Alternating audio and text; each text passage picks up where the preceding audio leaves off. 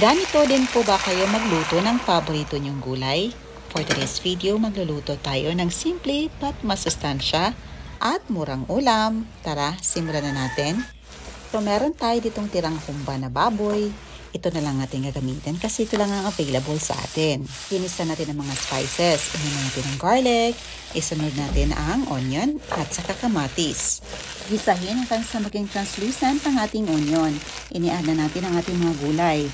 Ang kalabasa, sitaw, okra, palya at saka talong. Nag-adding tayo ng bell pepper, tubig, takpan hanggang sa maluto ang gulay natin. So na after a few minutes, luto na ang mga gulay natin. I-mix lang natin ito hanggang sa ma-fully combine ang lahat ng mga ingredients. Dito mag-add na tayo ng pampalasa. Meron tayong oyster sauce. Of course, itansya nyo lang kung gaano kadami inyong ilagay. Nag-add din tayo ng salt and pepper to taste. So haluin lang natin hanggang sa ma-fully mix ang lahat ng mga ingredients. Ito na, ready to serve ng ating napakasarap at pasok sa 3M's na ulam. Masarap, mura at masustansya.